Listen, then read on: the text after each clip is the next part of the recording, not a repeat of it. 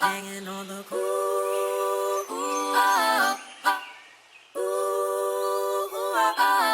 Hanging on the cool. Banging on the speakers, ayy. This shit feel nostalgic, ayy. Feel like I was Frank, ultra from the palette, ultra from the aura, ayy. Shine like ultraviolet, ayy. You should bag up from me, cause I tend to get violent. Have everybody's attention, please. We are now boarding the brothership. Chew, the only place in outer space where the nerds come for the content and the culture. As always, we are your hosts, the co-captains of the cool kids, aka Gang Kai's favorite guys, and let us never forget the deadliest backcourt in the podcasting industry. Not Steph and Seth Curry, no, Matt and Trav, preaching the good word on all things nerd. 'Tis I, the frozen one, Mr. Matthew Porter, aka a tall glass of gin, woo, and juice, here with my bro pilot, my pod tonic life partner, the scholar from planet Sadala himself, Mr. Troll Told Trav. Beam them up, Travie. Man, you know who it is. It's the kid Troll Told Trav. And as always, I say this with saying pride because Lord Beerus knows that I've never been a cheater. No. And I always stay with one woman like Vegeta. And here, no joke. Exactly. We ain't paying that. We are not. Because at the brothership, right here, we take flight. Blast off. But when it comes to our takes, don't take our heads. We ain't no kite. We die on screen. We are back with another edition of BSPGT. Question mark for the T? Right. Hey, Trav. The T managed to last another week. You know, it's the T felt us coming. It's on life alert. I'll say that because I do have some questions for you that I think some people are thinking the same thing. But for sure, we're back. For sure. We're still being the good soldiers that we are and fighting through Tougen Anki, you know? We are. There's still hope. I am hopeful. Episode 13 made me hope, and it's funny, Trav, because I know we want to cover this a bit differently than we typically do since we're doing 2 episodes for both. Well, really quick, we're covering episodes 13 and 14 for both Gachiakuda and Tougen Anki, episodes titled respectively. So 13 and 14 for Tougen, because we're going to do Tougen first because it's a bit quicker this week. Mikado, every week, the Gate of God, was episode 13 exactly, and episode 14, Personal Rule. And then for Gachiakuda, episode 13 was titled An Empty Gaze. Episode 14, The Storm Before the Storm. Bro, 13. Oh, we'll get to Gachiakuda. Yeah. We'll get there. Oh, man. This is why we started with the Tougen. For real shit. So, Trav, before we talk about it a bit differently like you wanted to, episode 13 of Tougen is what the fuck I wanted from this show. Like episode 4 of Tougen. Like this should have been the thing. Like the mission that the team goes on out in the world. They all have matching unis now. We get more Momotaro things. We probably met another child of Kishin that the Momotaro have put onto their ranks. And now we have like interesting storylines that we can sink our teeth into. And this new Momotaro captain, he's so much cooler and more interesting than Subakiri. Like, he is. He's still a dickhead. Was it Shinya? Like I like him so much better. Yeah, than Shinya. Like, Shinya. Super dickhead, mega dickhead. But like he actually has like his power, fire. Like his temperament, fire. His swag, fire. Like Subakiri is like Suba who? Like, yo, Suba, get the fuck out of here. Suba care, not me. That's what his name is. That's what his name is. Suba kill yourself. Know what I'm saying? Suba kill me. Yeah. We were over that shit. But yeah, bro, it's just like I feel like they felt us about to pull the plug and replace it with the challenge. The challenge vets. I know. Like because that is turning up. I still gotta see last week's, but that is turning up. Too, but that's going ham. So Tougen was like, shit, we gotta step our game up, yeah. Oh man, they're trying. They're trying. I really liked episode 13. 13 and 14 seemed like it was one episode, but I'm liking where this is at. But for them to have waited 13 whole episodes, like I don't blame anybody who got off the ship already. I'm not even mad at him. Yeah, and I still honestly even though we did get some better episodes, I would say I still give out the recommendation of super short leash, super short if leash. you got off the if you jumped off the wagon, I would just wait until the Till trip it is finishes fully out. complete and you can just do a direct flight. So Yeah, they got that Aaron Nola short leash. Like, all right, one time through the lineup, and then you got to get the fuck up out of here. yeah. And like, so for episodes 13 and 14, the true big takeaway is the introduction of Mikado, Yes. who is a Momotaro. He reports to Shinya, but he meets Shiki, who is under the disguise of Natsu, and befriends him and befriends him to the point where I'm like, yo, he kind of feeling blown away. It was kind of a little incest, a little different, but okay. But yeah, and I think this is going to be the first Momotaro we finally see is conflicted between going against an Oni. He's befriended, and but we also even learn in episode 14. He has moral high ground. Yeah, which is even titled after him. His personal rule is that he doesn't kill Onis that save people. Yeah. He won't kill them. Yeah, which I fuck with that, bro. Like, and again, like, I'm starting to realize, I don't even say I'm starting to realize, but one thing that I will say that I'm starting to pick up on, gone are the days where the opening scroll, the opening theme and the ending theme were just kind of like cool, fun set pieces for shows to just like give you something jazzy before you enter in. They're snitching on the plot points in these opening intros now, bro. Oh, I feel like they've always done that. I feel like Bleach was always the one that it didn't have shit to do with the show. Yeah, no, Bleach was just fun. Fun, yeah. Like, not today. Yeah, exactly. Yeah, same with like Dragon Ball, Naruto. Like, it's just like, like, oh, slice of life intros. But I feel like with Tougen and definitely Gachiakuda, they're like spilling the beans on shit, because we actually see in the new opening intro for Tougen Anki that Mikado has the same or very similar powers to Shiki, but just Momotaro ways. Like, what's that shit called? I want to keep calling it bacteria, but I know it's not called that. What's their spores called? The Momotaro, like I forget what the fuck it's called. Like what their powers like resonate as, like those black spores. Let me I find don't know out. why in my brain I keep wanting to call it bacteria, but I'll keep talking. So yeah, in the opening intro, we see Mikado and Shiki facing off, and they're both using like gun manifestations of their power. And I had said to you, Trav, off mic, that Mikado has the same mole. Black bacteria. What did I just say I wanted to call it? Did I say bacteria? Hey, you just got the black. Yeah. The Negro bacteria. Negro bacteria, name of this episode. but Mikado has the same mole on his chin that Shiki has, which makes me feel like he is a child of Kishin that the Momotaro brought up. Might I just say, one of the funniest things that I think this show has done, and I don't even know if they did it on purpose, I love how the Momotaro, like when their street disguise is police, like they disguise themselves as cops, like on the streets for the normies. I almost flipped my shit in the funniest of ways when Madano referred to the Momotaro as the Momo. Like Popo, yeah, the Momo, fucking crying, laughing.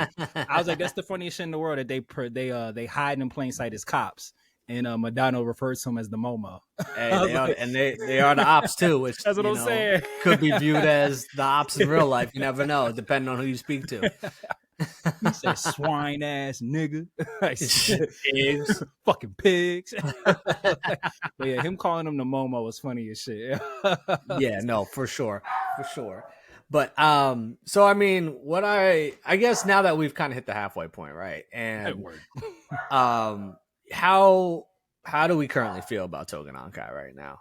Like I said, pre-episode 13, I was 100% ready to kick that shit the fuck out from My Hero or challenge vets and new threats, bro. like dead ass.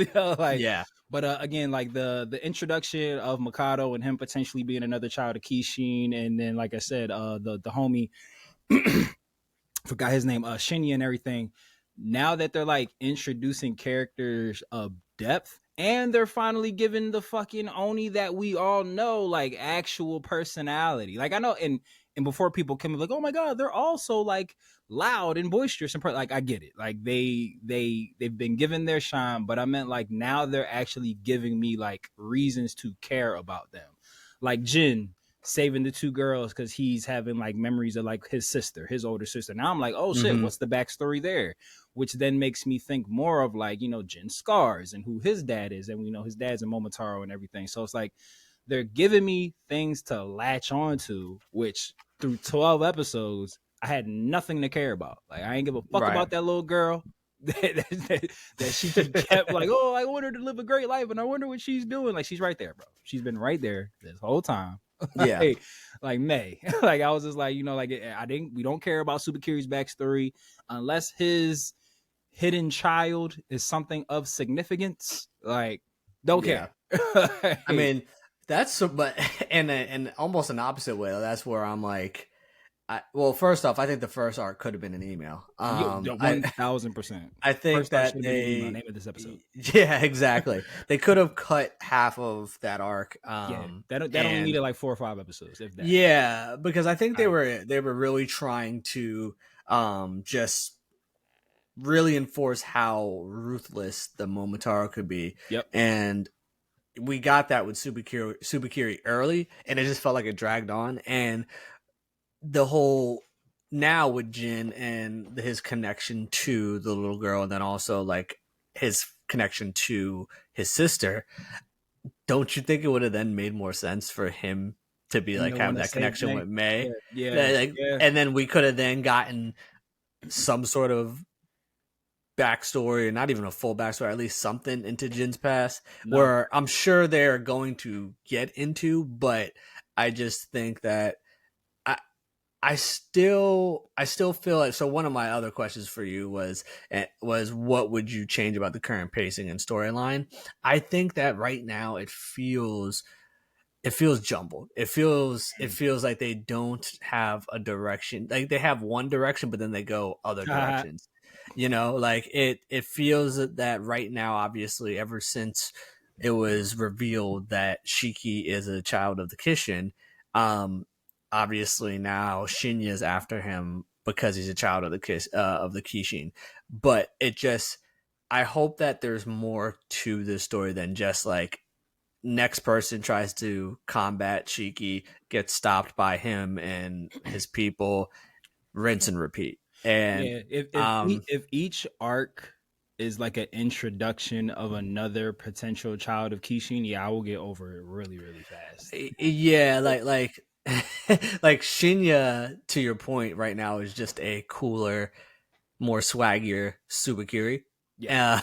And which makes him a little bit more likable. I mean, overall, most of the Momotaro outside of Mikado and the one intern who I already forget her name, just because she I forget. She wasn't even like, I wouldn't even say I like her. It was just, she was just different than the other Momotaro. But I mean, Shorty like with the glasses. They all dickheads, and I just think that this concept of, all right, it's the chase to get after Shiki and his powers.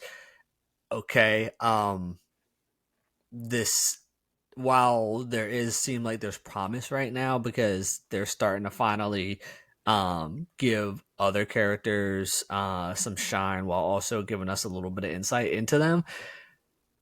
I hope, you know, even though it's baby steps, it is trending in the right direction, but I do have my cautious like meters up, because it's like, okay, if they just defeat Shinya and then the next Momotaro who came across Shiki is like, oh, well, because we already know, I'm gonna get you. Yeah, we already know the bull that he fought in the first episode. He's like, no, that's mine. Like, he's mine. I'm gonna be the one to bring him in.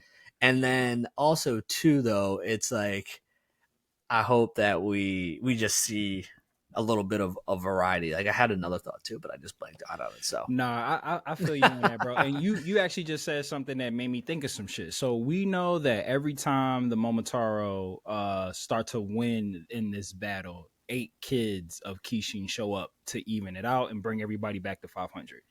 So that being known lore would lead me to believe that this is like a repetitive cycle that has happened many times. Like Momotaro go up, 8 kids is Kishin clap, or whatever happens to them kids happens to them kids. Why did the Momotaro think that this time will be different? Like, what's so special about Shiki? If kids of Kishin have come up through generations, 8 of them to be exact, every time the Momotaro went in the battle, why are they so hyper fixated on Shiki? Like wow, that like, and maybe that's the thing, that's the hook to make the show like worthwhile. But I'm just like, if y'all kind of have a wash and repeat of your existence, like we win, 8 kids show up, they kind of come back, then we stalemate, then we win, 8 kid, like whatever the cycle is. Why do they feel now is the thing that's gonna like, oh, we're gonna get them this time? I remember what I was also gonna say, and before I lose it, I feel like they've gone way too long without giving us a brief or even just a little preview of what Madano can do. Because once again, when Shinya captures Jin and is like, oh, so he must know the whereabouts of Shiki, but also Mudano's that, yeah. Mudano's involved. All right, that's gonna be a problem because everybody keeps citing him as a problem. Yo, they keep saying like, yo, he's gonna be a problem, and we still haven't. Like the only time we saw him in action, he made a huge blunder and they all got trapped. So speaking of blunder, I'm trying to see it. I still don't know. Is still in that box? That's what I'm saying. She ain't been at base camp with the Momotaros. Like, is she still just in that box, just waiting for a motherfucker to leave her go away? like what, Madonna? Why are you the boogeyman right now? Like, yeah, bro, this was. All we know is that you jacking engine swag with the umbrella. That's all we know. That's what I'm saying, man. Engine the only umbrella user we acknowledge right now, bro. Like, what are you doing, bro? We don't know what you do. We don't know how you cook. We just know that you rollerblade around. Yo, we don't know. We don't know what you preheat the oven at. We don't know what seasonings you put into it. We don't know anything. Like, this feels like before your boy Aubrey Graham finally got felt froggy and decided to test Kendrick and got washed. But like, this was case, by the way. Yeah, but it feels like the in the rap game when everyone was calling Kendrick the boogeyman because no one ever wanted to say his name or challenge him in a rap beef. This is what it feels like. Madano, they keep on talking about him but not coming at him. Like it's like when Naruto finds Jiraiya all drunk and shit, and he just never sobers up and becomes a great sensei. Like that's what this feels like. That's what I'm saying. It's like Goku finding Master Roshi at Kame House, and he's just a pervy lech and never teaches him the Kamehameha. That's what I'm saying. Bro, what do you do, bro? Beerus and Whis never trained Goku. They just mooch off of Earth's food. That's it. It's like my man's legend is being grossly exaggerated, and I'm just like waiting for him to cook, yo. Like, and let me tell you, bro, if the first time he fights he gets like offed or severely damaged, I'm off on Mudano completely. Done with him, yo. I don't want to hear y'all talk about him again. Like we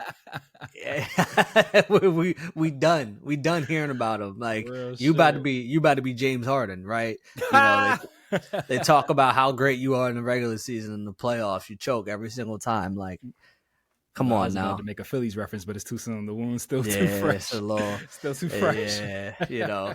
What were you about to say? Mudano Kettering?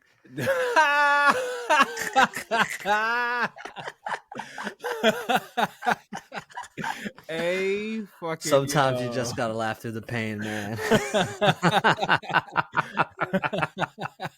I mean, that's what he did in that fight against Yomogi, where he just panicked. Yeah, facts. Mudano took a bomb to the face, yo, and it was incapacitated for the rest of the arc. Yeah, man. So I mean, look, until we see Mudano in action, I'm tired of hearing about him. I'm putting Mudano in the same box as Juji, Freaky Boy. That's what you. Yes. Until he showed me something else. You the sonar nigga. That's what you are, bro. You just there for vibes. You just a curator right now. Real shit, dog. You're there so that Child Protective Services won't call the school for leaving like minors undetected. Like that's why you're there. You just a body Just- in the house for legal You're purposes. just a glorified babysitter right now. Yo, like Big Shaq, right? Like that little pink thing in the trash can does more shit. Like the one that Yeah. brings you messages and shit. Like yeah, they do more shit than Madonna does, bro. That's what I'm Like, saying, man. This like shit they let crazy. motherfuckers know, like, hey yo, Oni attack on this island, they need help. Like Madonna don't do shit, bro. Like, Nah, nothing. like, you know what? He bought the wigs for their costumes for them to go like go through the city and like, be able to live a normal life for a second, bro. But yeah, but I'm with you, bro. Like I'm still major side eyeing this show. Like, yeah, I need y'all to show me something. But like I said, episode 13 specifically, they're like, all right, cool. They're giving some depth to some characters. Like they're adding some gray area.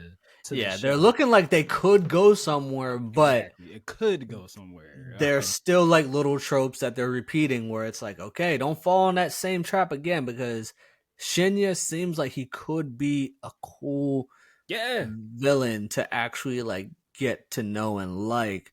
Yeah. But let's tread lightly now. We'll see. But yeah, and I'm liking. I will say one thing.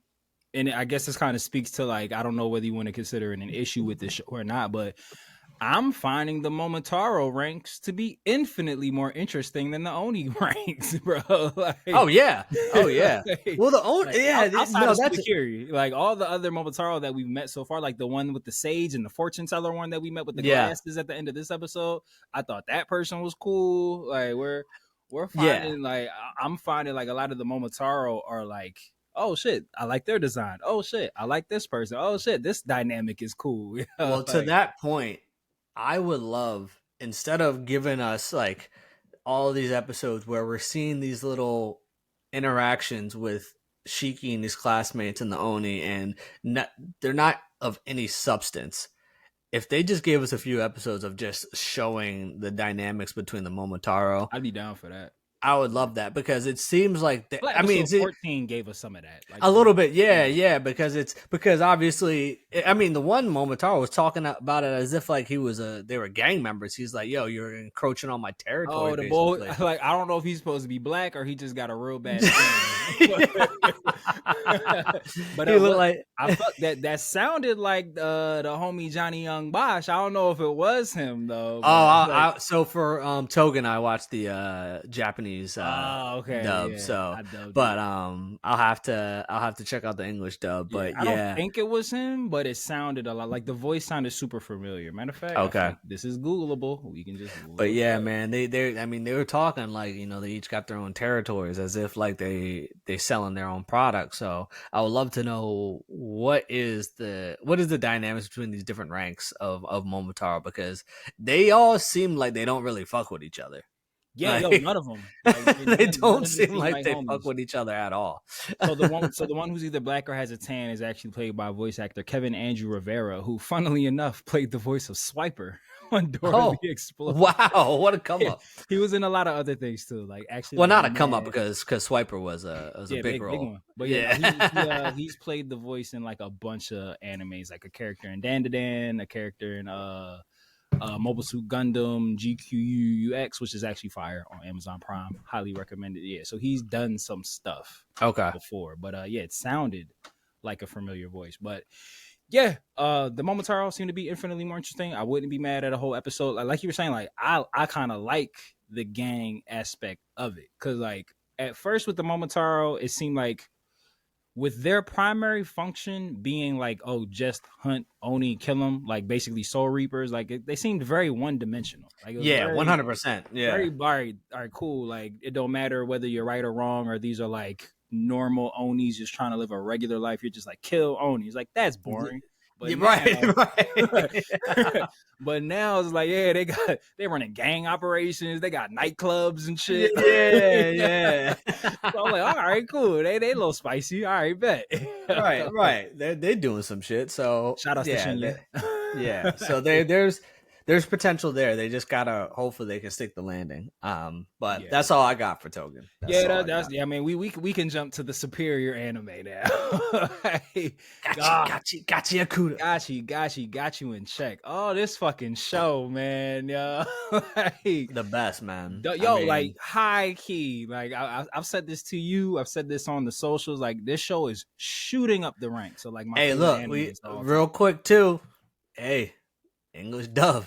Yeah, Don't fall too far behind. Hey, look, I know y'all on that 2-week hiatus. Stop playing. That's what I'm saying because y'all dub is great. Y'all dub is great. Stop playing. Don't fall too behind because I mean I'm always gonna watch the English versions when they do drop. But man, it does stink though that like I'm gonna have to just because I'm not gonna wait. Yeah, right? I can't wait 2 weeks. I'm not gonna wait. I refuse to hop on Crunchyroll and hit watch and know that there's 2 more episodes that I can watch. That's what I'm saying. So I'm gonna watch the sub and then hopefully with Life Doesn't Life and I can keep going back and watching the English dub. But I'm just saying, y'all don't listen. Whenever this season ends, whatever y'all got to do to figure it out to stay on the same simul dub schedule. Yeah, stay on that. Do what you got to do. Stay on that. Yeah.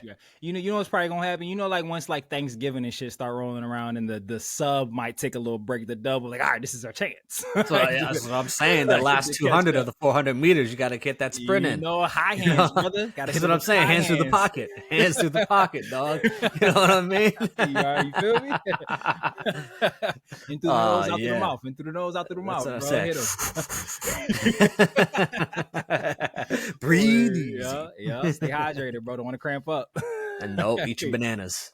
Then my man get that potassium popping. Hell yeah. But yeah, bro. Like, all right. So let's just dive in, bro. Episode 13. Yep. We get An Amo's empty gaze. backstory. What a fucking episode, yo. Yeah, man. I gotta. So I mean. Well, actually, no, you just got to take a moment, just like appreciate the I show, guess the first question I'll ask is, how did the storytelling of Amo's backstory impact you as a viewer? So, going back to stuff that we like in early BSPGT episodes when it was just like, oh shit, they went there. Like even episode 12 when Rudo teed off on Amo. It was like, oh shit, they really teed off. Yeah, like went ham to the point where you're like, all right, chill, Rudo, chill. I like you, Rudo, chill. Exactly. Or even Tougen Anki when Subakiri killed the young boy. Yeah, killed the young boy. Just like, oh, like a lot of these shows, and it's so crazy. Aside to what I'm about to say, it sounds weird to say like I'm enjoying XYZ, but in a world where all of us or a lot of us have become like hypersensitive and like everything has to be PC, I am enjoying that this show is touching on sensitive topics, or like they're not afraid to be like, hey, fucked up shit happens in the world. This is fantasy. This is made up. These aren't real people doing these things. We should be able to explore this type of source material and it not get canceled for it. So it's like, to circle back to what you said, for them to approach Amo literally getting sex trafficked, like not figuratively, not metaphorically. She was literally sex trafficked by her mom. Like, how they touched it and framed it through the gaze of like Amo, how she copes with stuff. I thought that was like disastrously beautiful, because I feel like it gave you a look into like, Great way to put it. I appreciate you, big dog. I feel like there's a lot of victims in those circumstances where it's like they try to find a happy place, like in a really bad situation. And it's like, as a father of 2 daughters, it's like, that affected me in a way. It's like, you sick son of a bitch. Man. But on the flip side of it, and again, there's no like politically correct way to like have these opinions. I really admire the fact that Amo doesn't allow her circumstances to define who she is. Like, she's just like, yeah, these shitty things happen to me, but Amo's gonna be Amo. Amo's still gonna love. Amo's still gonna like want friends. Amo's still like, because she could very easily just have been like turned very bitter, very jaded, very evil, just like fuck everybody. Everybody does me dirty, but just like she still wants companionship. She still wants to be loved. She still wants to give love. So for a little girl to survive such a traumatic existence and still find good in Yeah. things, that's beautiful messaging in like a very ugly circumstance. I know. Well, she's almost still that child that's seeking that love and Yeah. validation Yeah. from her peers, and I think that the way that they essentially just depicted the grooming that was happening Yeah. um, through the child like cartoonish crayon sketch art, Mm-hmm. um, it was Or powerful. or It was even powerful to me because of that artwork was like it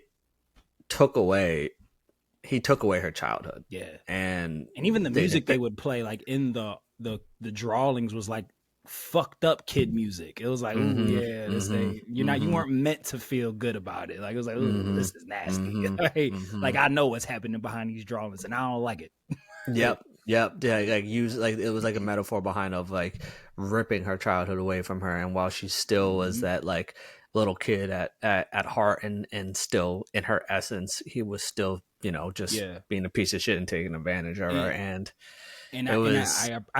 I appreciate the creativity in the dialogue, how they would have the freaky bull say certain things that let you know that this has been happening to her all the time. Like it's not just like, Mm-hmm. oh, this is an isolated thing. Like when he was just like, oh, let's do our special ritual, or he was just like, how many times do I have to teach you the same lessons? Like so it's like those things without us having to see her repeatedly be abused over the course of years.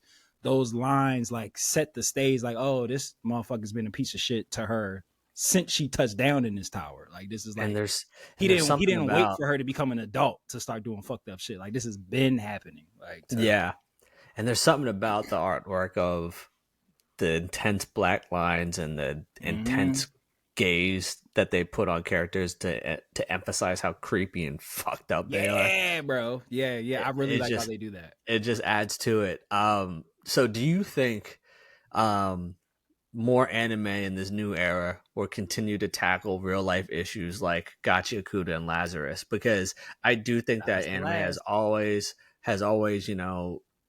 had that element of you can take the beauty of anime is that there's always been messaging behind it that you can apply to your real life. Oh yeah. But I feel like with some of these new anime, they're actually depicting these real life issues. Like, I I mean, love it. you and I spoke about in one of the last episodes of just Engine talking to Rudo about just real life trauma and having that moment man to man that we Yeah, he's like, don't I love see. women, but I can't commit. Right, like having like that vulnerable moment between Love an it. older man with a younger man, and it depicting that within anime, it goes to the plight that we see today of like having men express their feelings a lot more, and I feel like Gachiakuda between that then in this episode, I think they're doing a great job of blending fantasy but also still hitting you hard with some real life messaging that you can really take home with.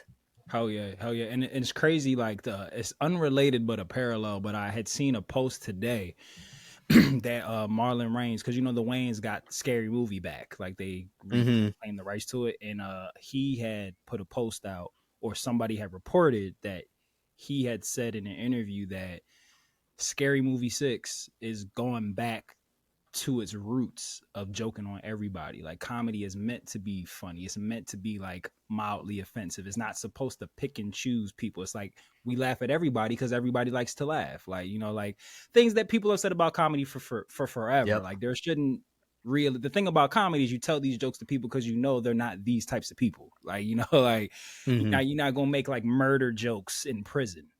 Like, Yeah, like there's always like while comedy has always been the line of like, oh, we're gonna and anybody can get it, there's always been yeah, like also you read the there's room. Yeah. there's always also been a line where like there's some shit that they won't say. Exactly. But I brought that example up of Scary Movie saying out loud, like, hey, like we know that we're in a politically correct, very hypersensitive world, but nah, we going back to the old school. We joking on everybody, everything all the time, and it's gonna be great. hearing that and then watching shows like Gachiakuda and Tougen Anki does make me feel like creators are starting to.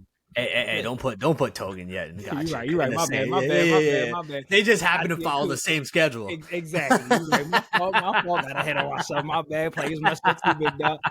But I was gonna say, like, it's giving me a sense of excitement that it seems like these creators of these shows, whether they be live action or anime, are starting to shed the fear of getting canceled, and they're just like, I just want to create quality content for people to enjoy. It's not going to be for everybody, but you have the right to not watch it. Like, and it just Right. let that be that. And it's just like, because I feel like, especially around COVID time, so many people would just be like, I would love to put this out, but 2% of the world isn't going to like it, so I'm not going to do it. Like, Yeah. and but now it seems like, hey, like, we know that we can't appease everybody. Like, I don't want the fear of backlash to prevent this amazing material from coming out. Because again, like, even though the Amo stuff can be seen as like quite uncomfortable, I'm sure that there's probably somebody in the world who might have watched that, who's like, hey, like, I survived a situation like this. And like, to see, again, we talk about representation and inclusion all the time, and again, that's a fucked up thing to like be part of representation for. Like, oh, hey, I can relate to that because it happened to me, but unfortunately that has happened to people.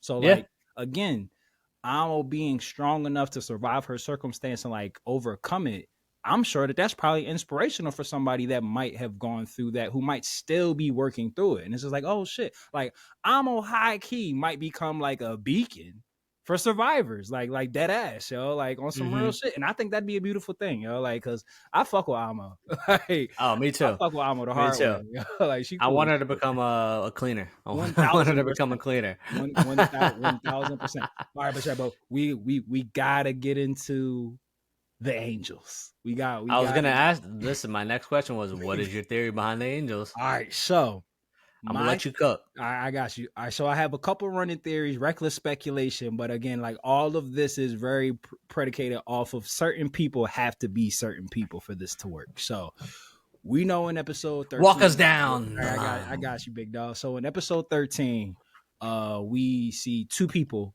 show up. One of whom is the teeth masked individual that we saw in episode 1 when I almost called him Engine, when Regto was killed. Same person that had the teeth mask that knocked Rudo out and took Regto's diary, by the way. So we see two people, and we also know time-wise this invasion of Amo's tower happened the same time that Regto was killed, or in that same month. Like, it was a month ago, which Engine said, oh shit, that was around the same time that Rudo showed up on our front doorstep.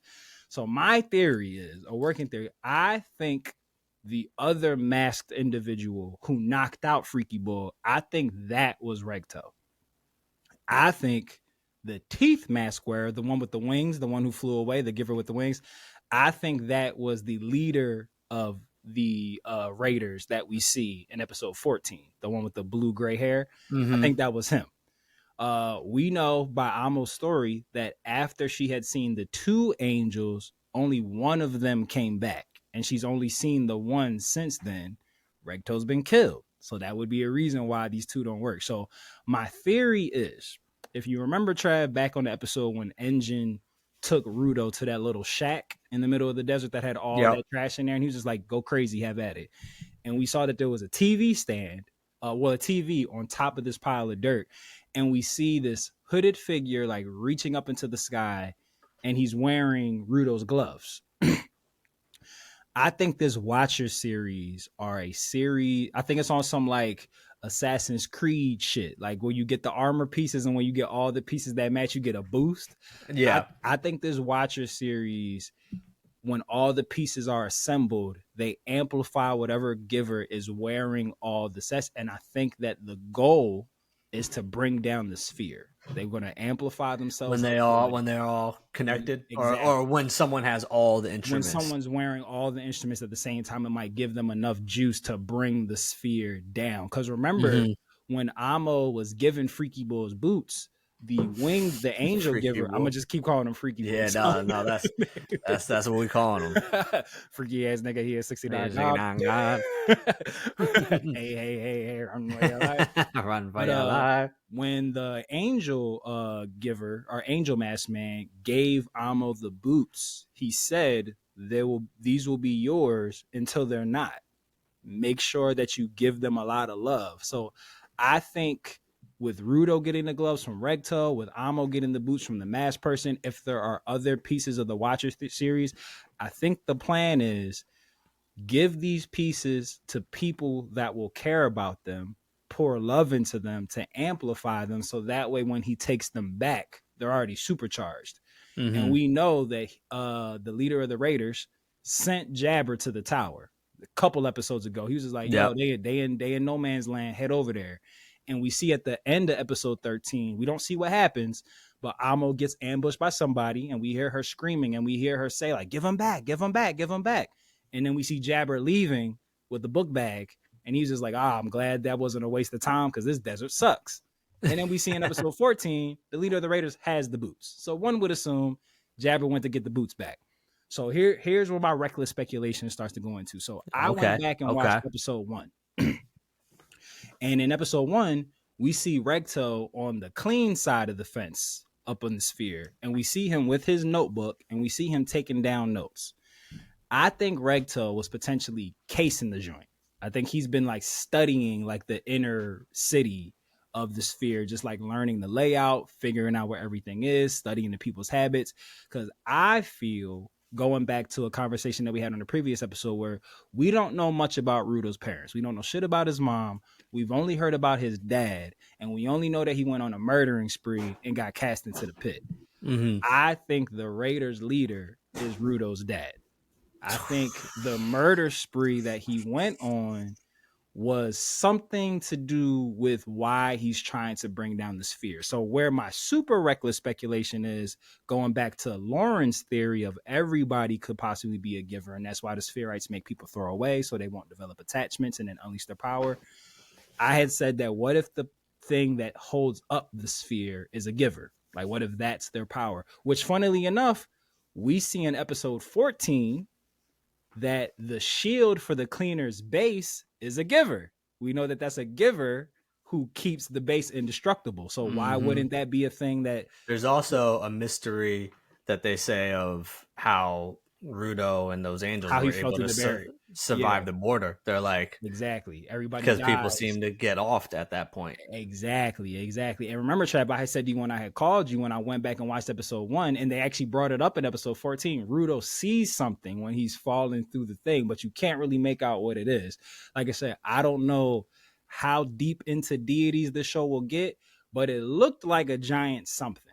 Like, for my opinion, weirdly enough, it actually kind of looked like the shadow monsters, like in the Adola links in Fire Force. Like, you know how Mom was like one? It kind of looked like that. So again, we know that there's magic in here. So why wouldn't there be like demons or gods or angels or whatever the situation would be? So what if Rudo's mom or Rudo's bloodline is like a royal bloodline? Like people who like have been in the spheres for forever. You know, because he looks different. He got red eyes, white hair. No one else has red eyes and white hair. What if Rudo's mom is the person that's holding up the sphere? Much like how the one girl in Fire Force is like, she's the Adola, like she's like the furnace that's locked in and they want to free her. What if the murder spree that Rudo's dad went on was to try to save her or to save somebody or to take down the hierarchy that's been shitting on everybody, and that's what got him cast out? Because remember, they even say that... Do you think he had like...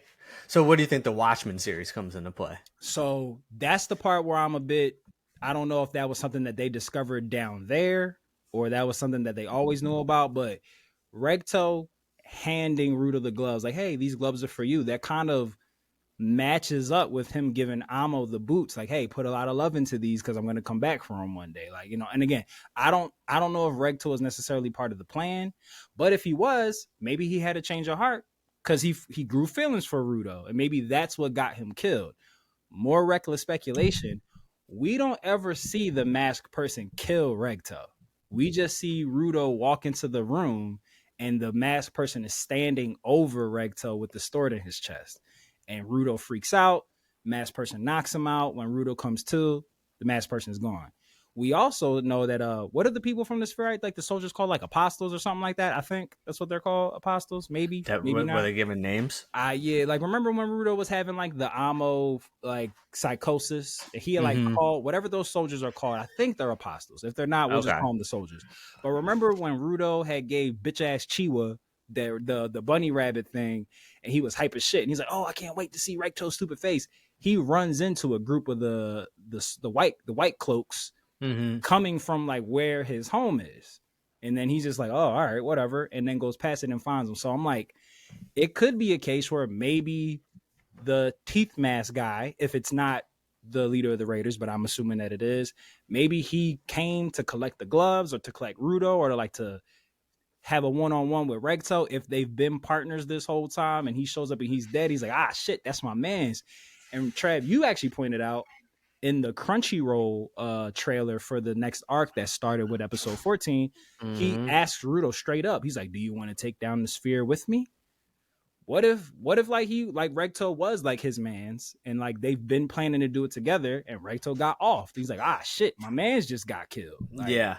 I need another homie. So and then when we were talking about it, one other possible theory that I spun off of you was, what if Recto's giver powers were that he could like create a duplicate and copy to make it seem like to make it seem like he was killed, but it was more so a setup to get Rudo sent down to get everything set in motion. So that what could be, if we're going by the theory of like what could be either his pops or someone related to him, that's their way for him to recruit him and get him. And it's funny because when you said that, Trav, the ending, the new ending for these new episodes, like Regto having the sword through his chest when he was like reaching out was like a part of it. And I was like, that's an interesting thing to include here because that happened so long ago, and now this is like a relevant thing again. And again, these intros and outros seem to be like giving you hints of stuff. So I'm my big thing is, again, like I don't know who's who, and my reckless speculation only works if that was Regto as the other masked dude. But I do feel that the Watcher series combined is going to give whoever the user is enough juice to bring the sphere down. Because I think, especially now now that we have a name, that there's a border, like we know that there's a thing that stops people from getting up there. Maybe they're like, all right, well, if we can't get up to the sphere, then we gonna bring the sphere down to us. Like, right. And that's what I think that's what the end game is, to get all the Watcher series together to bring that shit crumbling down. Like, again, whatever keeps it floating. Again, my theory is that it's a giver that keeps it up there to neutralize that power and get that bitch to drop, and then just fuck motherfuckers up. Cause all havoc and chaos. Yeah, because I'm like, I had originally thought that Regto found Rudo, like on some like orphan type shit. But now it's kind of seeming that like Regto 1000, after going back and watching the first episode again, Regto 1000% had a connection to Rudo's dad. Like he talks to him, like he's like, yeah, like your dad, this, that, and the third. Like he knew who his father was, and it seemed like it was on some like, oh, like take care of my kid, like type time. So it was like, I do believe that there is way more. His pops was gang. Yeah, and it's also not lost on me. I just heard what you said. It caught me late. Worst dad ever. Yeah, right. Like made his son climb that tall ass tree to spend 10 minutes with him. But I'm like, it's not lost on me that like Regto and the leader of the Raiders like have similar colored hair. Like, so it's like, I'm not like, I don't know if they're brothers or like related or just like whatever, but I definitely feel like Regto was the other masked person. Again, the Watcher series, I think, is meant to bring it down. I'm just excited. I'm just excited for everything that's supposed to come. Yeah. Like, I'm wondering like what other pieces of the Watcher series is it? Like, is that cloak one of it? Like on some Harry Potter, Cloak of Invisibility type time? We're going to find out a lot. And I feel like the episode 14 is the setup for what is about to pop off, or at least like Part 1. And we got an answer to a question that I've been asking, Trav. Was like, what the fuck is up with the wormholes? That's Shorty's giver power. Oh, yeah. Yeah, it was like, yo, why do they keep appearing? Yeah, and I thought that was just like an item that anybody could get. And I was like, well, that's really magical and off kills. I was like, oh, that's her giver power. And I was like, all right, bet. And man, look, like we talk about this all the time, but 14 was definitely, I mean, even the title, The Storm Before the Storm, it was a setup episode, right? But still, it was a really good setup. Still was so. I mean, we see and learn about Semu's powers, and she is a badass. Joe Dirte. Yo, when she slows down time and stops the bazooka, dodges the bullets on some Ultra Instinct type shit, like and it's a black woman, man. Like, yo, Gachiakuda. Yeah, their representation in the show is A1. When she grabbed the rocket and just turned it around and threw that shit back, bro. Like, and then we learned that she doesn't want to full use her instrument and wants to. No, bro. Even that, the lore in this show, bro, like it's so deep. Like, just like people who want to use their weapon to their full extent, they're gonna be attackers and they're gonna have like attack based weapons, or people who are more protective over their precious instrument or their vital instrument, like they're defenders because they don't want to damage them. Like, even that, bro. Like, and then you got like the child core, like whatever that team is, like with Dear Santa, like I was gonna say Dear Santa and Bro Santa. That was funny. Yeah, like I was just like, and even the way that the Raiders leader just popped up at the bar, just gripped Rudo's neck. I'm just saying, reckless speculation. That felt like the gentle touch of a loving parent, because he could. I'm saying, like, he like placed it. One thing I'll say this: how you articulate, like he could have just easily just gripped him up, like just went and just straight choked him.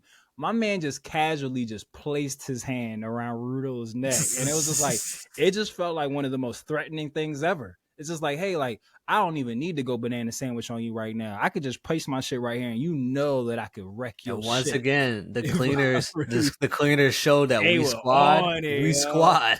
Or I love someone hit the bird call. They said, and they all just popped up. I love the fact that, like, he put the shit on Rudo's neck. Rudo was just like, all right, we just talking. Nobody snapped. You too close, man. Yeah, but as soon as Rudo cocked back the swing, all the cleaners jumped up. If he fighting, we fighting. Yo, and just say, he said, wait, nothing happened yet. He said, relax. They just talking, relax. For real. As soon as Rudo cocked back, everybody jumped in. I was like, let's go, yo. I love how squad they are, man. Bro, like, and I also love like how deep Rudo cares about his new people, his newfound family. Like, when he saw them Amo boots, he said, bitch. He was, he started to see red. He started to see red.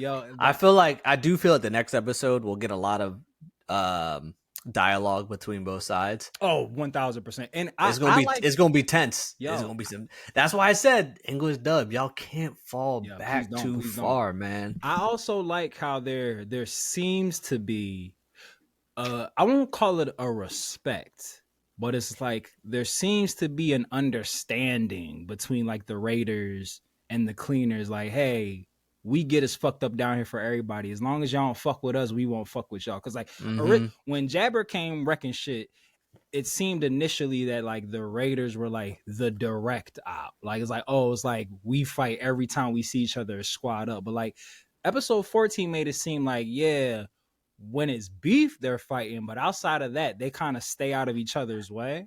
It almost feels like, I feel like we're going to learn that the Raiders and the cleaners have similar goals. They just have different ways to execute it. It's fuck the sphere. We just go about it different ways. Because it's like even when they got warped through Chitoni, even when they went through like Chitoni's like manhole covers, it's like they didn't immediately start fighting. Like they was just like, all right, y'all brought us here.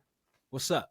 Like or even when the Marauders, and we got more groups. It's not just Raiders and Cleaners. Yeah, we got Marauders. Like we got when when they showed up to the cleaner base and they was like, "Yo, we heard you housing a spherite," and they figured out it was probably the Raiders that like They thought they was gonna come through hard body.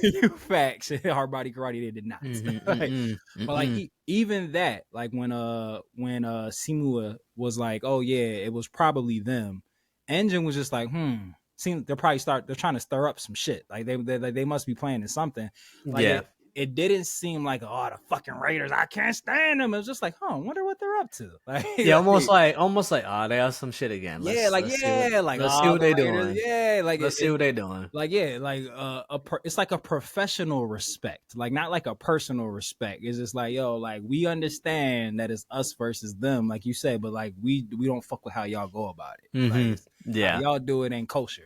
But that final cut scene with the image of the Raiders versus standoff. It reminded me of Civil War, Captain America Civil War. That poster. Let me temp check you on one thing, Trav. So for the longest, me and you were thinking that Jabber was gonna be Rudo's great rival, but it kind of seems like that's gonna be Zonka's great rival now. Like it seems like Zonka and Jabber, because they were lined up in the face off. Yeah, and remember Zonka been wanting to get his lick back. Exactly. So it does seem like it seems like Zonka and Jabber are gonna be the matchup. Like probably because it feels like the leader of the cleaners is so focused on Rudo, and like if there is gonna be like separate face-offs, I feel like Engine and Rudo will like take on the cleaner leader. Or hey, this would be a great time for Arca. Yeah, Arca to pop up if he can find him. That's what I'm saying. Like my man got this would be a great time for him to pull up. Like that would actually be dope if he pulled up and the Raiders leader was like, "Shit, he's shit, all right, we gotta go." Did you notice that in the new opening song for Gachi, which is fire, the new opening intro? Did you notice that like it was a lot of heavy focus on Rudo, Zonka, Engine, and Rio? It's like Tamsi and Delman like weren't really included in like the group shots. Like, I wonder what that was about. Yeah. I feel like that.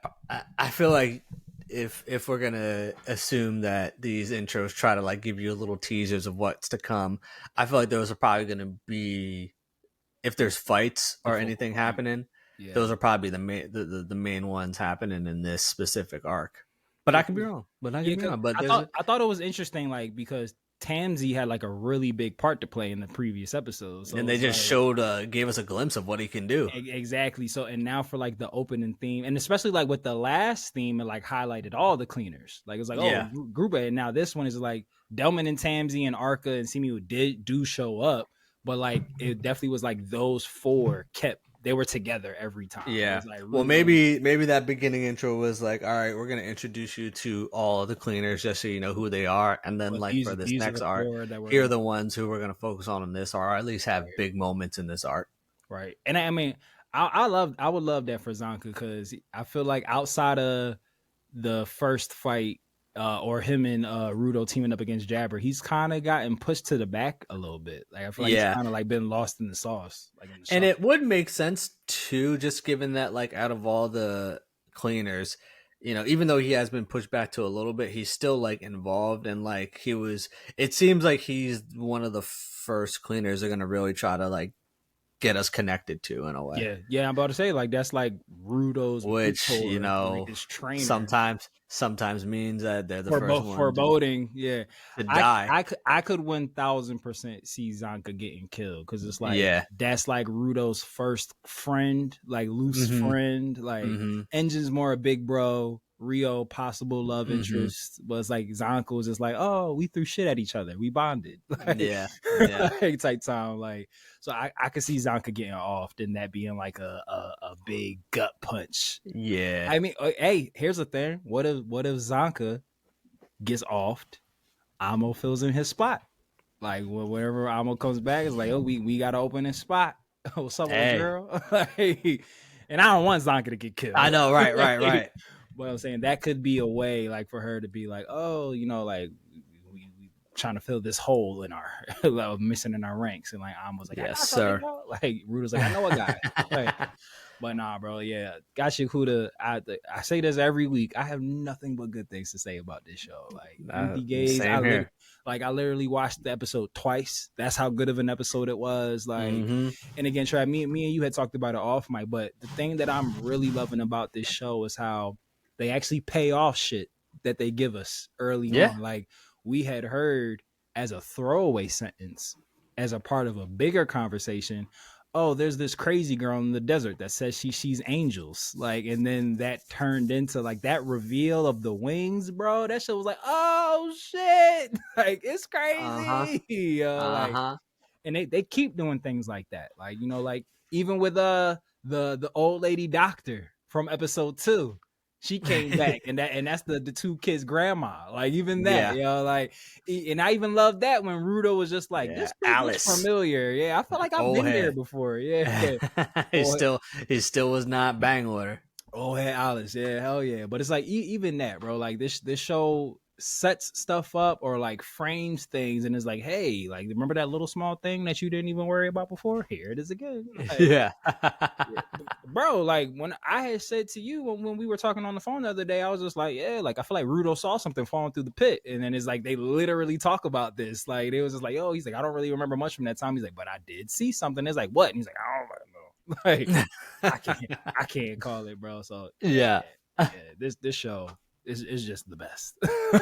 It's the best. It's the best. It's definitely I'll probably say best anime of 2025, easy. Like hands down. Like, and there's been some fire anime that have come out. Oh yeah. But yeah, this shit next level shit. But I'm trying to think of if there's anything that we missed. Was there anything else on your sheet that we wanted to talk about?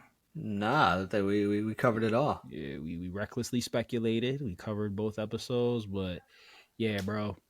I don't know what's coming next. That Crunchyroll trailer just has me super hype. Super hype.